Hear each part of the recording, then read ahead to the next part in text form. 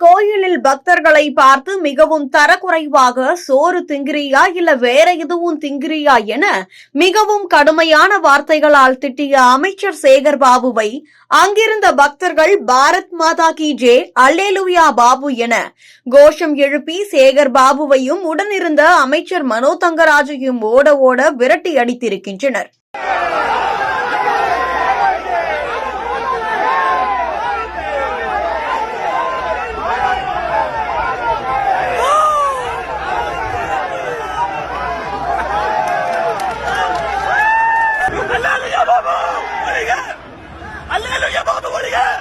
கன்னியாகுமரி மாவட்டம் நாகர்கோவிலில் சுதீந்திரம் தானுமாமலையார் சுவாமி கோவில் தேரோட்டத்திற்கு தாமதமாக அமைச்சர் சேகர் பாபு வந்ததால் ஆவேசமடைந்த பக்தர்கள் பாரத் மாதா கி ஜே, ஓம் காளி, ஜெய் காளி என கோஷங்களை எழுப்பினர்.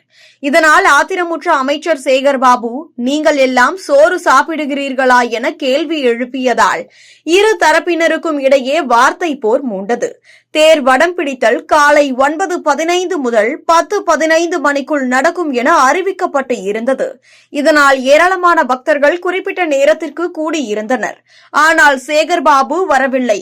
இந்நிலையில் தேருக்கு சுவாமி எழுந்தருளாமல் தாமதமானதால் பக்தர்கள் மத்தியில் எதிர்ப்பு கிளம்பியது. அறநிலையத்துறை அமைச்சர் சேகர் பாபு வருவது தாமதமானதால் தேவசம் அதிகாரிகள் சுவாமி வாகனம் எடுக்க தயக்கம் காட்டினர். பின் ஒரு வழியாக வாகனம் புறப்பட்டு கோவிலை வலம் வந்த பின் தேரில் சுவாமி எழுந்தருளினார். சுமார் 10 மணியளவில் அமைச்சர் சேகர் பாபு தனது குடும்பத்தினருடன் வந்தார்.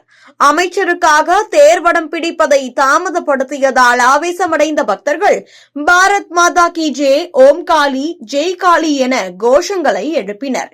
இதனால் ஆத்திரமுற்ற அமைச்சர் சேகர் பாபு, கோவிலில் போட வேண்டிய கோஷம் மட்டும்தான் போட வேண்டும், தேவையில்லாத கோஷங்கள் போடக்கூடாது என்றார்.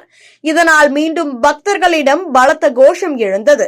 இதனால் அங்கு பெரும் சலசலப்பு ஏற்பட்டது. அமைச்சருக்கு எதிராக கோஷங்கள் எழுந்தன. இதற்கிடையில் தெப்பக்குளம் சீரமைப்பு பணியை வந்து பார்வையிட வேண்டும் என்று அப்பகுதியினர் அமைச்சரிடம் கோரிக்கை விடுத்தனர். ஆனால் தற்போது நேரம் இல்லை என அமைச்சர் நிராகரித்தார். இதனால் பக்தர்கள் மேலும் கோபமடைந்தனர். எனவே சேகர் பாபுவை அல்லேலூயா பாபு என கோஷம் எழுப்பி விரட்டியடித்து இருக்கின்றனர். இந்துக்களுக்கு எதிராகவும் இந்து கோவில்களுக்கு எதிராகவும் செயல்படும் அரசை இதேபோல் மக்கள் விரட்டியடிப்பார்கள் என திமுக அரசுக்கு எதிராக பலரும் கண்டனம் தெரிவித்து வருகின்றனர்.